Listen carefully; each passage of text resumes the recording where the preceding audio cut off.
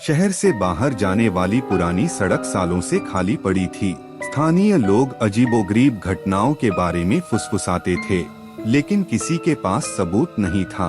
बस डरावनी आवाजों और छायादार आकृतियों की अफवाहें थीं, जो धुएं की तरह दिखाई देती और गायब हो जाती थीं। शहरी किंवदंतियों से प्यार करने वाले रोमांच प्रेमी जेक ने खुद ही सच्चाई का परीक्षण करने का फैसला किया। एक टॉर्च और अपने फोन के साथ वह टूटी हुई डामर सड़क पर चला गया, जहां स्ट्रीट लाइट अब नहीं पहुंचती थी। ठंडी हवा में पत्तियों की सरसराहट को छोड़कर रात बेहद शांत थी। जैसे ही वह सड़क पर आया, पहली आवाज आई, एक धीमी दूर की गुनगुनाहट। यह हवा नहीं थी, न ही कोई जानवर, यह लयबद्ध लगभग यांत्रिक थी। वह हर दिशा में मुड़ा, लेकिन वहाँ कुछ भी नहीं था। जेक आगे बढ़ा, अपने फोन पर रिकॉर्ड कर रहा था। तभी आगे सड़क पर कुछ रेंगता हुआ आया। उसकी सांस अटक गई। यह तेज था, बहुत तेज। उसने अपनी टॉर्च की रोशनी में हाथ जैसी दिखने वाली चीज देखी, लेकिन लंबी, जिसकी उंगलियां उल्टी दिशा में मुड़ी हुई थीं।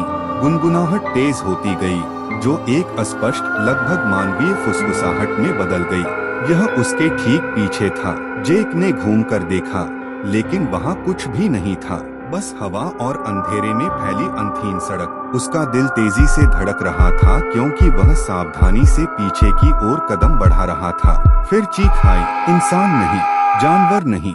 रात भर एक तीखी, विकृत चीख गूंजती रही। जेक अपनी कार की ओर भागा।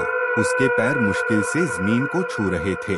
भागते समय टॉर्च की रोशनी बेतहाशा टिमटिमा रही थी। जैसे ही वह कार के पास पहुंचा, कोई चीज दरवाजे से टकराई, एक काली, टेढ़ी मेढ़ी आकृति, जो मंद रोशनी में मुश्किल से दिखाई दे रही थी।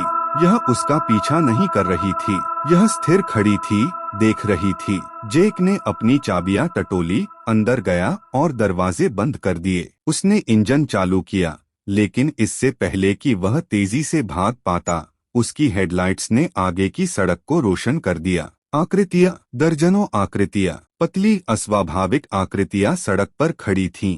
सभी उसकी ओर मुंह करके खड़ी थीं। गुंजन वापस लौटी, पहले से ज्यादा तेज, कार में कंपन करती हुई। फिर अंधेरा। अगली सुबह जेक की कार सड़क पर छोड़ी हुई मिली। ड्राइवर का दरवाजा खुला हुआ था। उसका फोन सीट पर पड़ा था, अभी भी रिकॉर्डिंग कर रहा था। वीडियो के अंतिम सेकंड में गुंजन की आवाज तेज होती हुई दिखाई दे रही थी, फिर स्थिर हो गई। जेक को फिर कभी नहीं देखा गया।